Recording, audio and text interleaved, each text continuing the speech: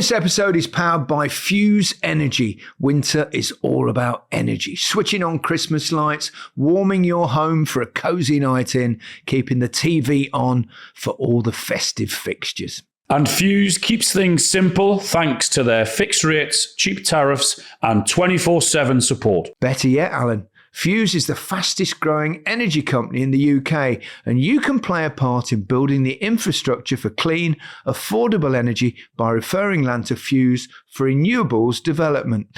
Not only will you claim your place on the starting lineup of the clean energy revolution, you can earn a £2,000 reward by referring 20 acres or more of land to Fuse for solar projects. They're building a system that proves renewable power can be affordable, scalable in practice, and accessible to everyone, not just an idea on a tactics board. For more information about land referrals and energy powering the full festive fixture list, head to land@fuseenergy.com.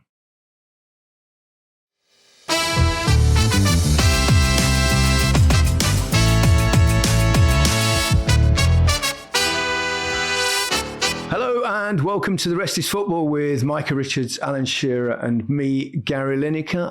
We're recording, well, it's quite complicated actually. We're recording this part of the episode after the Arsenal-Liverpool game on Thursday night. Hopefully you'll be listening to this on Friday.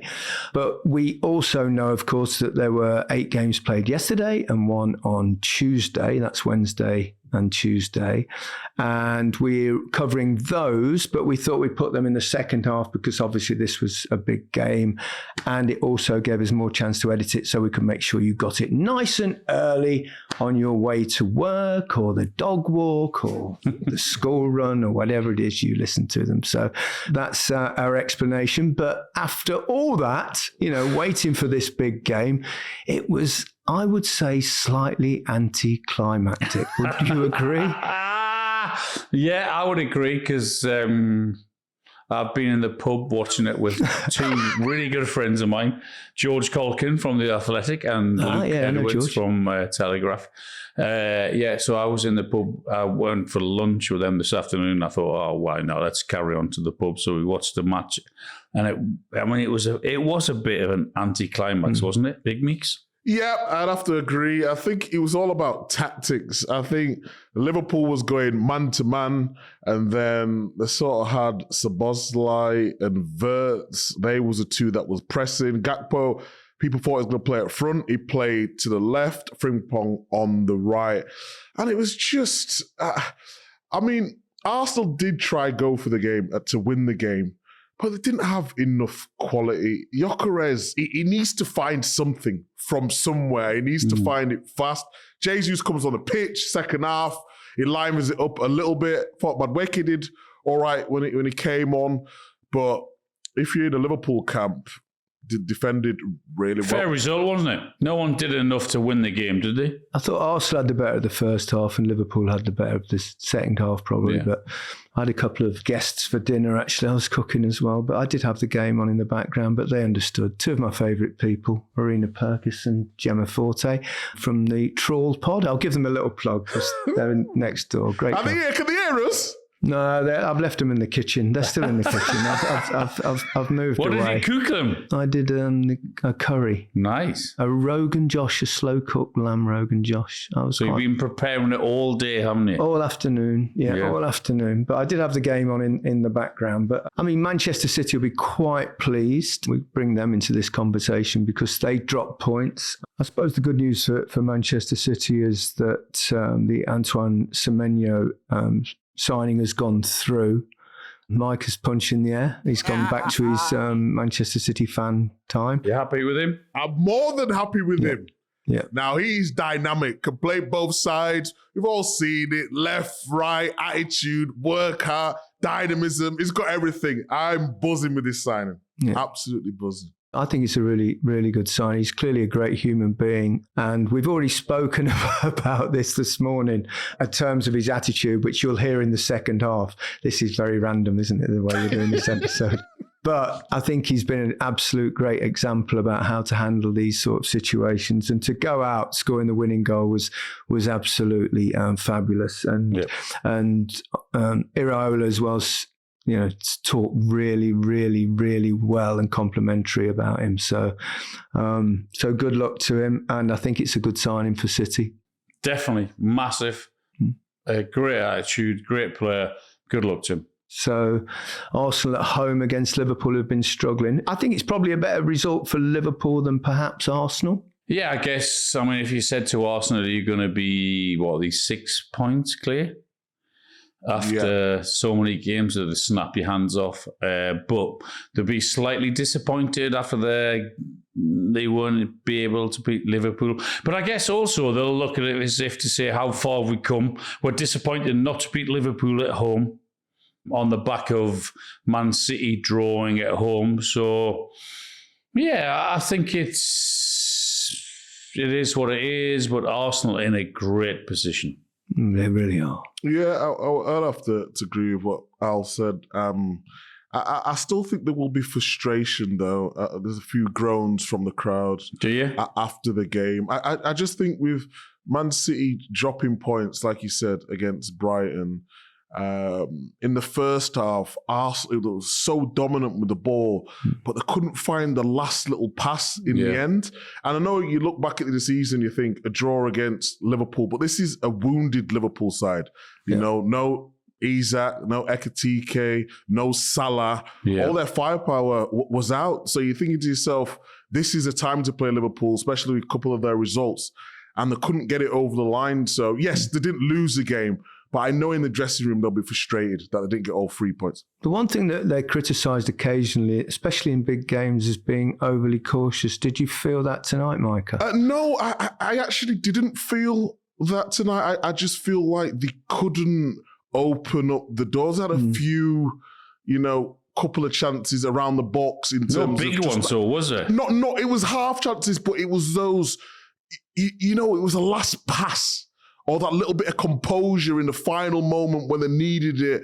And they just didn't have it. I thought Saka did all right in the first half. A couple went down the byline against Kirkes, put it in. The runs weren't right. There was a really good ball in the first half when you think, where's Yorath in the box? All them runs that you talk about, Alan, and when the ball's coming into it, the movement, it just wasn't there. And that's partly because Liverpool defended well. Also, I think they was very organised. I thought Van Dijk was good. Conor Bradley, I thought he was good as well. What did you make of the incident at the end with Martinelli? Yeah, it looks like, look, I'm no doctor, but the way he sort of, his ankle went the other way and then he was holding his knee, so I don't know if he's just... I hope he's all right. Yeah, I hope he's all right. And people look at that, and Martinelli, it doesn't look great. He was just frustrated, he wanted to start the game. Yeah. But if he's got a bad injury and he's trying to push him off the pitch, it's not a good look at all. Yeah, totally agree. Manchester City also drew, this is one of the games we didn't discuss in the second half. And if anything is repeated in the second half, forgive us, because I can't remember a bloody thing about what we talked about earlier this morning. That's all right. Your age is fine, guys. Exactly. Fine. It's you worry about your memory. And City obviously let points slip last night. So, and Villa as well obviously drew 0-0 with Palace. So it's as you were, really. Yeah, it is as you were, but I think looking at the bigger picture, I said like a minute ago, if you were Arsenal, you're in the driving seat, you're thinking, we haven't played so well, we haven't got the right result maybe that we wanted, but we are 6 points clear. Yeah. After it's a huge advantage to have. Absolutely, yeah. So they should take great hope and great confidence from that, even though they had a frustrating night. But yeah, I think they're in a great position, amazing position actually. I mean, they'd have absolutely grabbed your hand off at the start of the season for this. Yeah. And they look so solid. And that's the thing. Even if they don't play, if they're not at their best, like I would say they weren't tonight, they're still not getting beaten. And that's an important thing, I would say. And they don't concede many, do they? Especially when they've got the main pairing at the back. They just don't concede too many goals.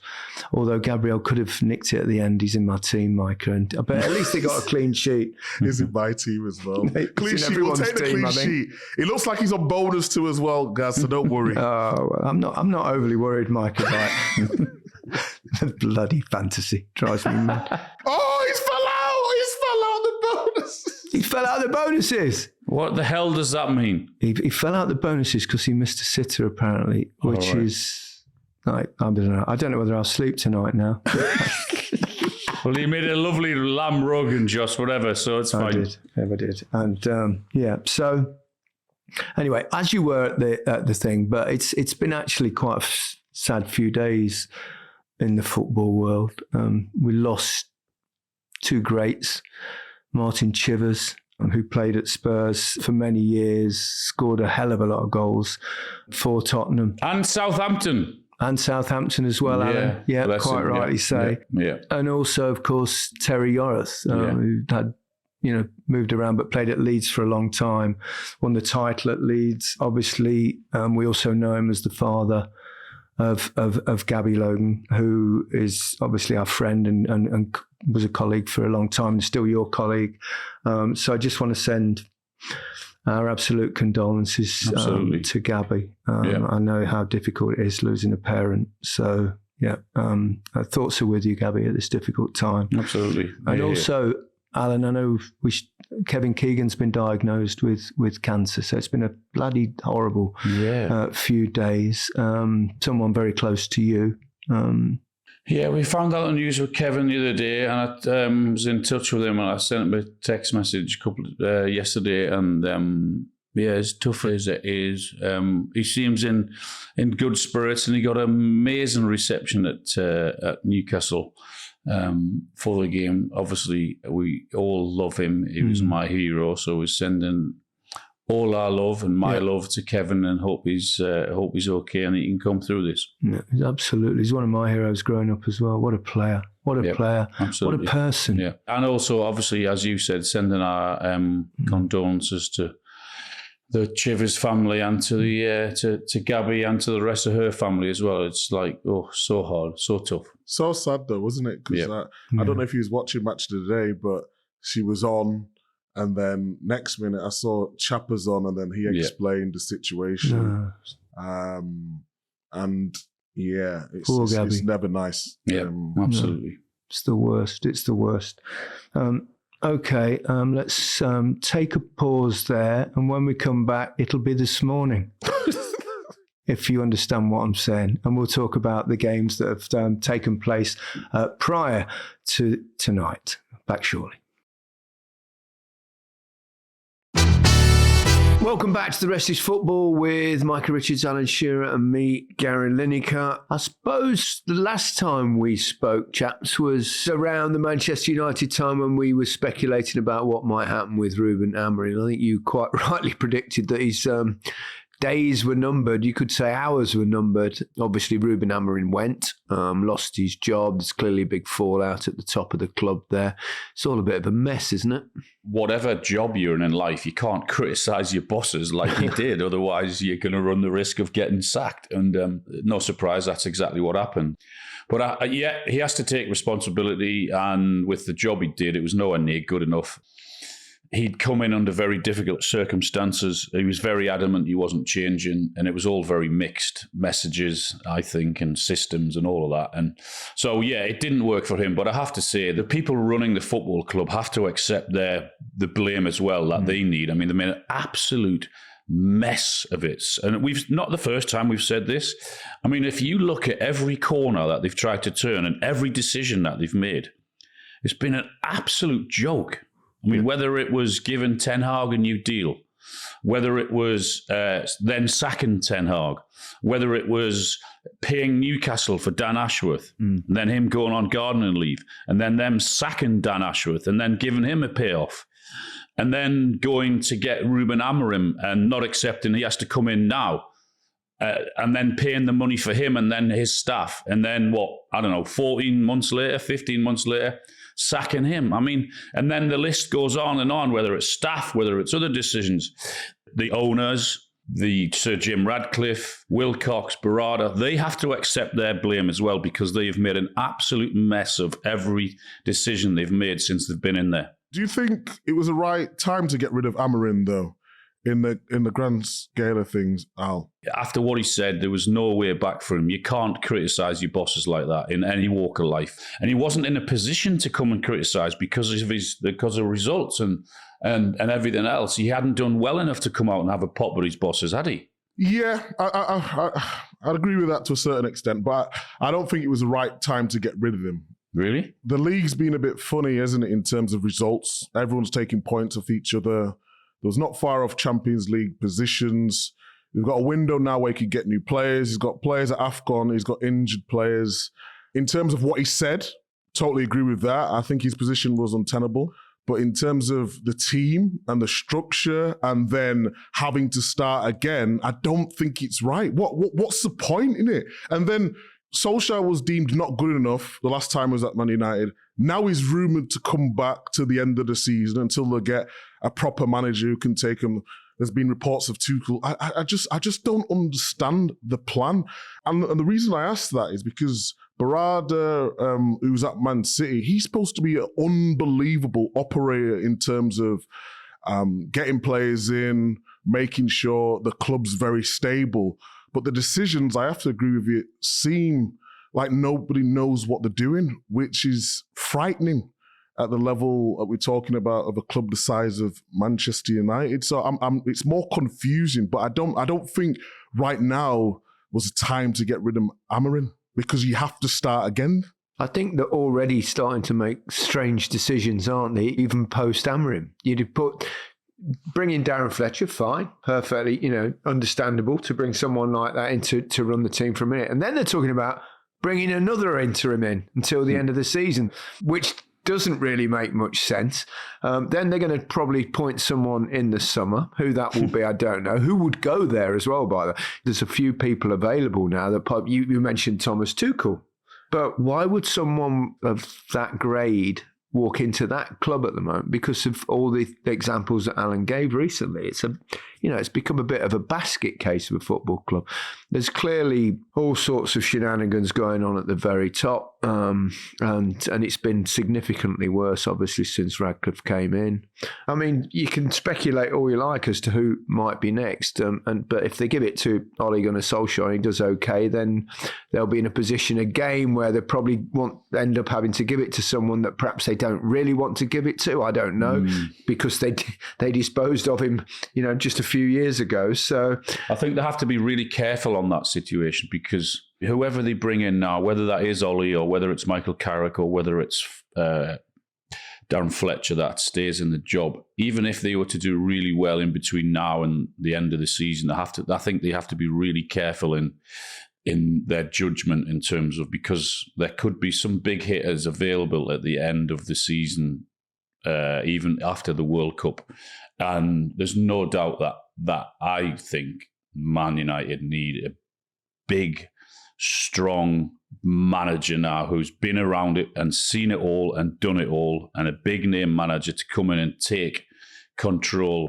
Correct me if I'm wrong, but didn't they? Ollie took over the first time as interim, then they gave him the job full time, and then obviously sacked him. And I think that they have to be very careful of doing that again if the interim, whoever that may be, does really well in between now and the end of the season. One thing saying it, another thing doing it, because I don't think they're a good team. Do you think they can attract a big hitter? I mean, it's still a huge football club. That doesn't change. But if you were a top coach now, you'd look at that club and go, that is a big gamble.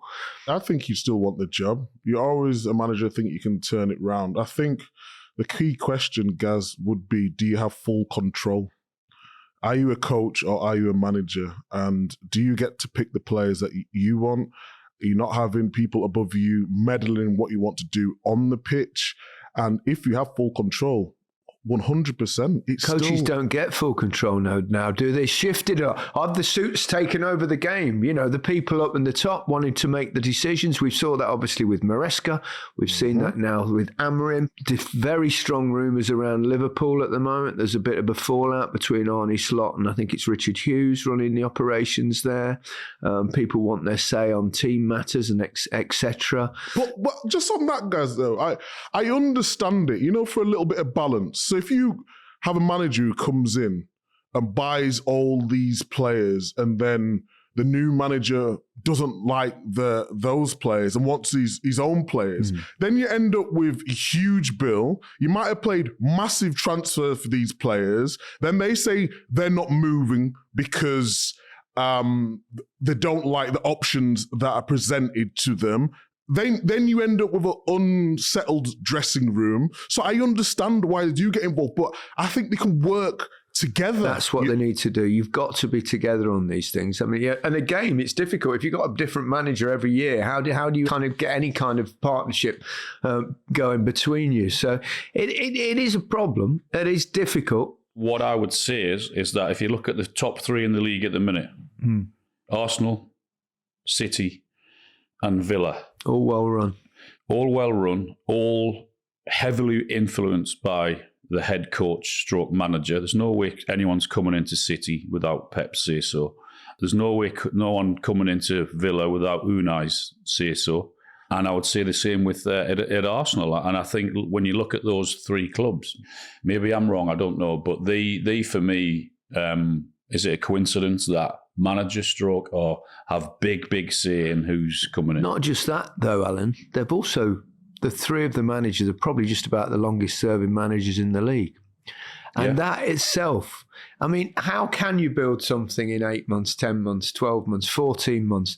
And those three have been there quite a number of years. People sometimes have been critical because they're stuck with Arteta so long, but it looks like it's really paying off now. Unai Emery's been at Villa now for a few years and he's done a tremendous job. He's the longest serving manager just about in Europe behind Simeone. He's been there 9 years. So it just shows you, give a manager I honestly think that most of these coaches stroke managers are really, really probably quite good. To get where they get in the Premier League, they know what they're doing. And we see it, and there's almost a rotation around the certain clubs in the league. I think they all pretty much know what they're doing. But the issue is probably not so much them. It's either, how the club recruits, how the club spends its money, how the club is at the top, how's it managed there. And I don't think it's any coincidence that teams with the most long-serving, stable situation in the coaching aspect are the ones that are doing better. Yep, totally agree with that. But the landscape of management, ownership, coaching has changed dramatically over the years, and it's it really has. It's so different now. As for the game itself, I thought Burnley did all right for a lot of it. It's 2-2 with Manchester United. Darren Fletcher would have needed he'd probably thinking, well, if I've got two games, if I win them both emphatically, I might get a chance to run the asylum. Šeško took his goals well, didn't he? Thought his movement was excellent. His finishing was very good. Yeah, sort of needed to because it's been a while. I guess for him going forward and for his confidence, should do him the world of good. I thought Fernandes was good again. I know he had to come off quite early because of his injury. He's just a fantastic player, isn't he? And I think he's been a great example at Manchester. I know sometimes people criticise him for getting in a bit of a strop, but he cares. He cares. He throws his hands around sometimes and stuff on the pitch, but by his own admission, he gets a bit frustrated. I'm not surprised he gets a little bit frustrated, but what a consistently good footballer, even despite playing at a club that's been a bit of a pickle over the last few years. Well, what a game at your place last night, Al. Marching on together. Micah, come on. I forgot the words.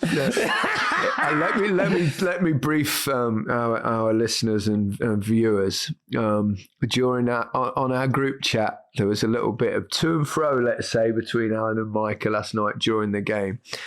Micah sending this meme. Do we call it a meme? Yes.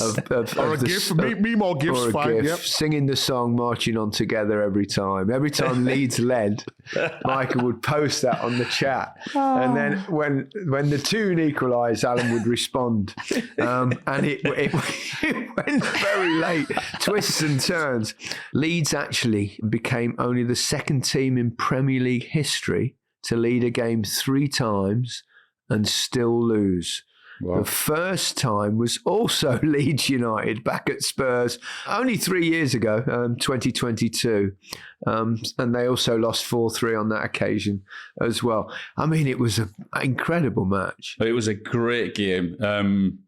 I also said in the WhatsApp chat, didn't I, that I was really impressed with Leeds. Yeah, I mean, they were so well organised. And it was, I don't know, maybe it was their naivety or their bravery or whatever it was, but they kept on going and going. They pressed Newcastle, went man for man. And it was just a great game to watch. It was like, oh my God, what are Newcastle doing? What are Leeds? It was just one of those great games of football. And I guess luckily for Newcastle, they were on the right end of it. And it was an amazing atmosphere, but it was just brilliant to be there and sample 2 teams just going for each other and leave themselves wide open. I mean, I forget how many times the crossbar, the post was hitting the game as well. So it could have been a lot more. It was just a pleasure to be there. It was great atmosphere. When Harrison scored in 79 minutes, I put in a group, there's more goals in this. I just knew it. I knew Newcastle was going to score at some stage. Well, that penalty, come on, that wasn't a penalty, guys. Yeah, surely. Look, as you know, I'll always give you an honest opinion. And I was the same thing. I mean, what is he meant to do with his arms when he's going to challenge like that? It's just not handball. It can't be handball. I just don't agree with it. So I'm with you on that one, Micah. But obviously, I'll take it. And then everyone had Bruno Guimaraes in their fantasy team just to salt in the wounds. You didn't then, obviously. No, I didn't. I mean, I must say, this fantasy, I don't like it, Mike. Yeah, I'm really, really angry at you and Harry for forcing us into this fucking fantasy football. It does my head in. I mean, Thiago, right? We'll probably mention him. I mean, Thiago's 6 games in my team, right? 6 games. He'd scored loads of goals early in the season. Bring him in. 6 games, no goals, no assists, right? So think, right, take him out, Harry, take him out. What happens? 5 goals in 2 games. It does your head in. And then suddenly a player doesn't start. You've got O'Reilly in your team, and then Pep leaves him out, and then someone else comes in. Like Harry Wilson scores a goal. He's off my bench, and then he brings O'Reilly on. So and all this sort of stuff. But it's I'm just starting to look. The more I understand about fantasy football, the less I like the bloody game. It does my head in. So what does that mean for Newcastle? I'll just quickly, before we move on, are they back? Are they... It means Newcastle are up to 6th, Micah. That's exactly what it means. Yeah, just stay calm, not getting too excited. But 3 wins on the spin. Lovely FA Cup weekend to look forward to. Then a semi-final. And then I think it's Wolves away in the league again the following weekend. So I agree with what you say, though, Micah. It is a bonkers league this year. It's like if you win 2 games or even 3 games like Newcastle, you're up to 6 now, and they're flying at the minute. Now, I would still say they can play better. There's no doubt about it. They haven't hit the heights of last season, and there's more to come from them. But that has to be a good sign. Is just getting results. I think the good thing this season is that there's every likelihood, I think, now that both not just Leeds, who've played some good stuff, but also Sunderland should stay up comfortably, given the nature of the bottom 3 at the moment as well. So, which I think is good. We can't keep having the promoted clubs immediately relegated every season. It almost turns it into a closed shop. Yep. Just to continue my fantasy football rant a little bit, Micah. So I brought in Michael Keane, right? Brilliant. Scores a goal. I'm thinking, fantastic. Scores a goal. And he might get a clean sheet. Obviously, they didn't. Everton, in the end, didn't get a clean sheet. And then he gets sent off. Did you see the sending off? Yeah, so I mean, come on. He can't go around pulling people's hair. He wasn't really pulling his hair, though, was he? I mean, he jumped up, obviously, and his hand went on his hair. I mean, he's almost trying to, maybe manipulate his hair in a certain, give him a little nice hairstyle or something. And he gets like a red card for that. I mean, all he did was jump to try and head the ball and probably accidentally pulled 2 strands of his hair. I mean, it was fucking ludicrous. And then Jack got the red card as well, didn't he? Jack for clapping the referee for a second yellow card. I mean, that was quite funny, though, you have to admit. Yeah. Goodness me. I mean, honestly, it is sad, isn't it? It's just like, don't get me started on referees, guys. And Mane equalised, obviously, so my clean sheet, well, it wouldn't have counted anyway because he was sent off. But Mane again, what a finish that was. The touch to put it into his path. Exactly. The little flick around the corner and then to put it into his path and the way he guides it. Clever goal. And he's getting better with every game, isn't he? Yeah, really promising player. Amazing. There were a lot of great football matches last night, and amongst those was Bournemouth against Spurs. And I mean, what a story. I know we mentioned it in the first half. Semenyo's now gone to signing for Manchester City, but to score with your last touch, the winning goal. I mean, it was special. It really was. Another cracking game. And their first win in 11 Premier League games. And, by the way, I think more importantly, what about his attitude? Because he's known for a while he's gone. Yeah. And for him to turn out every week and play and put a shift in, if there's anyone deserved the great send-off and the way it ended for him at Bournemouth, then it was him because of his attitude in terms of not saying anything, just getting his head down, working and playing and scoring the winning goal. What a way to sign off. Well done him for everything that he's done for Bournemouth. And I heard the manager speak really, really highly of him after the game, and rightly so, because very, very professional. Perfect example of how to behave. Well, that's how they're bred at City, isn't it? You know, that's how they behave at Manchester City. I mean, he's not. He wasn't at Manchester City when he was doing that behaviour, Mike. Man City was involved. Conduct yourself in the right way, and we'll take you. No problem at all. Yeah. Mark Gay did exactly the same thing in the summer, and it didn't quite work for him, but I suspect it will in the long run. Yeah. And other players didn't behave that well, and funnily enough, for those players, it's not gone that well for them so far, but I don't know if there's anything in that. But big win for Bournemouth, though, wasn't it? Big win for Bournemouth. Yeah, huge. Did you see Romero's comments after the game with Spurs? Yeah. He was on his Instagram, Alan. He said the following: apologies to all fans who follow us everywhere, who are always there and will continue to be. We are responsible. There's no doubt about that. I am the first.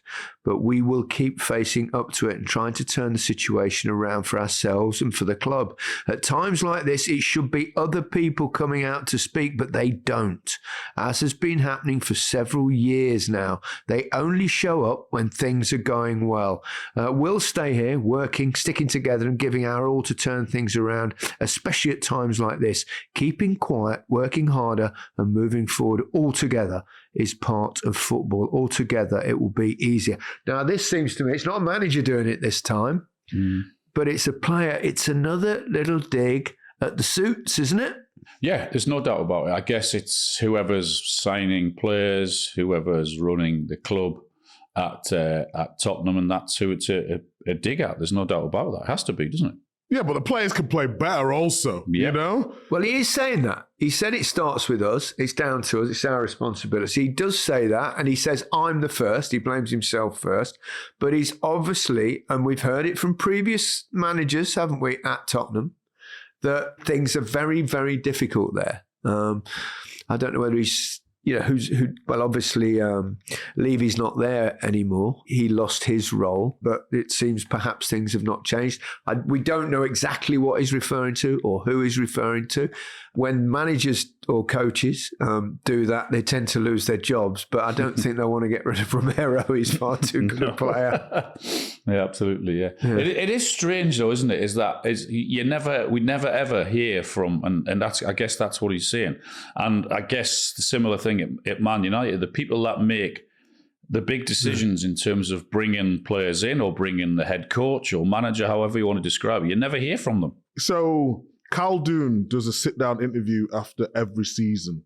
So if he come out and said something, then that would be the norm.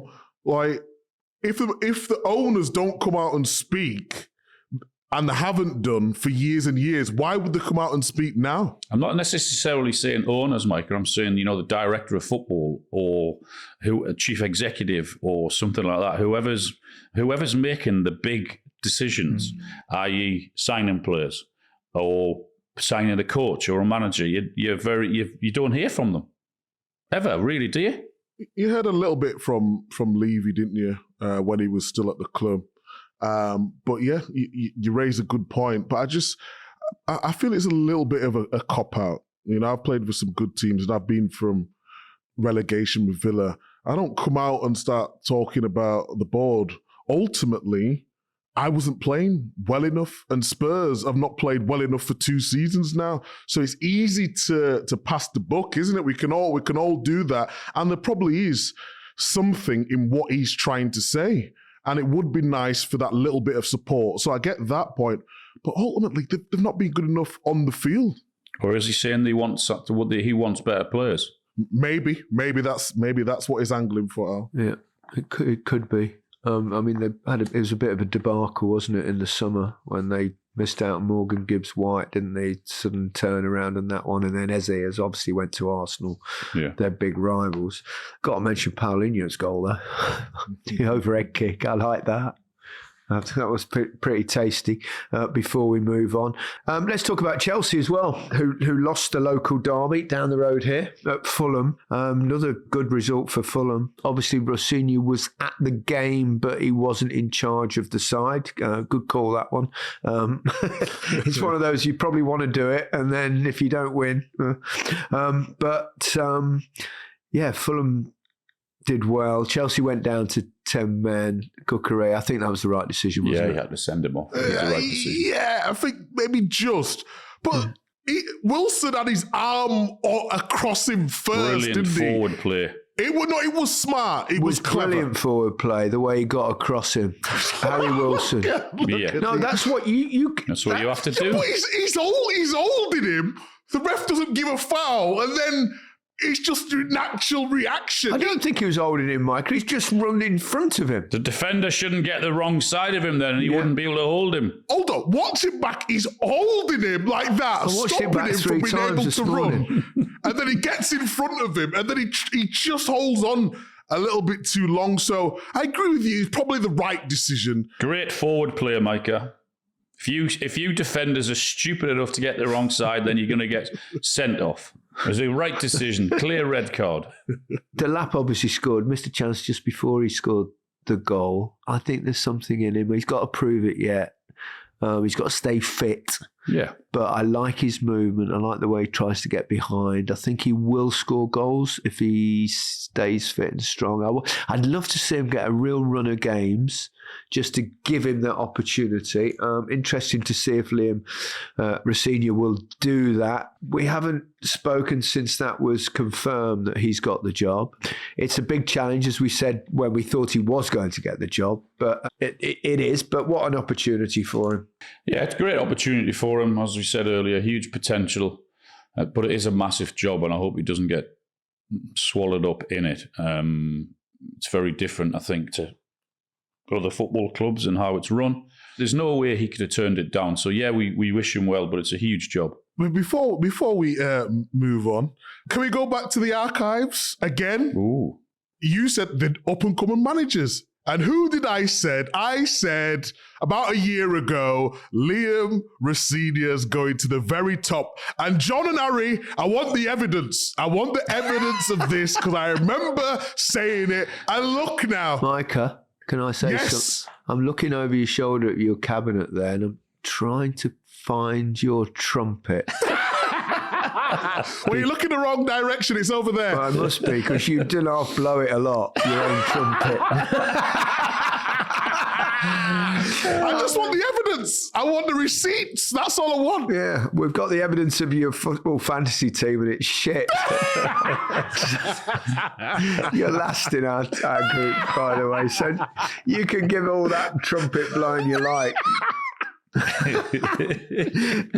yes, well done. Well done. We haven't even got any evidence he said it yet, though, Gaz. Come on. No, there's definitely evidence. Let's hope it doesn't go too badly for him. Exactly. Otherwise, then you'll be quiet again. I definitely will be quiet. I have had some blunders as well. I think I had, who was it to go down? Bournemouth to go down last season, didn't they? Predicting things in football is difficult, but what's he got to do there going into a club like that? I mean, he's been around a little while now. He worked with Derby with Wayne Rooney. Interesting to hear him talk about his relationship with Wayne Rooney. It's clearly very good. Then he went to Hull. Then he's been at Strasbourg in France, learning his trade, and now he's got this big opportunity. We know it's a trophies aren't necessarily enough at Chelsea. The amount of managers they've gone through in recent years, but what should he do when he goes there as a relatively inexperienced manager, coach? I think it's pretty clear what he has to do, doesn't he? He's got to get in touch Champions League and win trophies. Yeah, but they'll have some big egos in that dressing room. I'm talking in terms of how does he present himself? How does he go in there to a club like that? I think he's got to win over the fans, because there'll be a section of the fans thinking it's too soon. When I spoke to the Chelsea representation, they said they absolutely love him, and they said because of his style of play, and they looked to other managers and they had maybe a bigger reputation within football, but it's his ability to deal with young players, give them confidence, the style of play, and the way he articulates himself in meetings, what they was really impressed with. And they got to see him every day when he was at Strasbourg as well, under the ownership group. But I think it's just, as Alan said, you've got to win trophies, haven't you? You can look good, you can play good football, but Chelsea fans expect silverware. He needs to get off to a good start, I think. A good start, yeah. Agreed. That would obviously clearly help him, but yeah.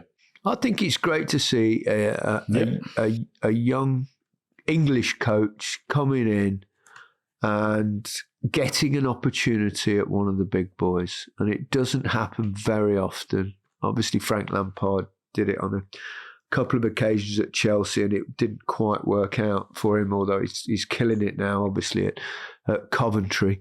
I think it would be great to see, because we've been bereft of really top English coaches.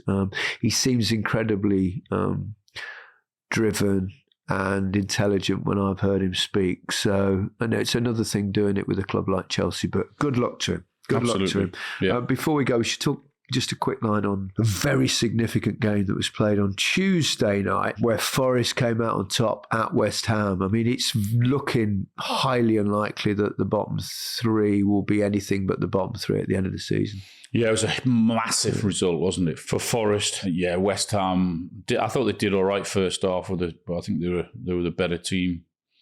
But you can just tell they're so fragile at the minute. And once they were under pressure, then I guess they'll feel it was a harsh decision with a penalty. But when you're a goalkeeper and you're coming out like that, you have to come and collect the ball, not the forward who you clattered into. So disaster for West Ham, and it's looking very, very likely that the three that are there are the three that are going to go. Agreed, though. They did play well. I think that Somerville goal, if that had stood to make it 2-0. What did you make of that? I mean, it's a bizarre one, wasn't ridiculous. it? I mean, it was. It was so harsh. Ridiculous. Honestly, I was watching the game, thinking, what has our beautiful game become? Where you're absolutely scrutinising everything. Every little detail now. Yeah, but don't forget they're not going to re-referee or interfere. They're totally re-refereeing. Remember that? Yeah. We're not going to re-referee and we're not going to interfere. But you can't blame them for the decision, because they have to do their job, you know? But now we're looking at absolutely everything. It's not a good watch. It's a nonsense. And I'm going to say it one more time. Bring in the fucking appeal system quickly, because that's the only thing that will get rid of this constant looking for reasons to either give a penalty or not give a penalty, or give a goal or disallow a goal. Usually they're looking for something. It's just so frustrating, and it's not killing the game. That's hyperbole, but it's seriously putting a dent in our wonderful game. There's no doubt about that. It's very depressing. I don't want to finish on a depressing note. Brentford. Brentford. Wow. What a job Keith Andrews is doing. None of us saw that. And we mentioned before, obviously Thomas Frank left, and Bomo went, Visser went, Norgard went. But incredible. No one, not even the staunchest Brentford fans could imagine that they'll be where they are this minute in time. They're dreamland. I bump into a Brentford fan nearly twice a week when I'm doing my shopping around Barnes, and he's always there, and he always gives him a little word. I haven't seen him since that victory yet, but he's unbelievable. Yeah, what a job, brilliant, and big Thiago up front. Wow, it's sensational. But just on Sunderland, while you lot are talking so glowingly about Brentford, did you see the penalty? Panenka. Yeah, at 1-0. That was to equalise, wasn't it? From Lafie. What kind of idiot tries to take Panenka? Especially when the keeper just stands there and catches it straight there. It's like, The only problem with a Panenka, and it works mostly when you do it, it does work. It's really good. But when you do miss one and the keeper doesn't move, you don't half look a brat. Yeah, it's the most embarrassing thing, as I can obviously speak from personal experience on that note. So that's it for this episode. It's an FA Cup weekend, third round, always one of the special weekends of the season. We'll discuss that one on Monday. Goodbye from me. Goodbye from me. Hey, I'm normally second. Oh, sorry. Yeah, you're normally second. Yeah. You jumped the gun there, Al. Sorry, Big Meeks. Do you want to start again? Goodbye from me. Goodbye from me.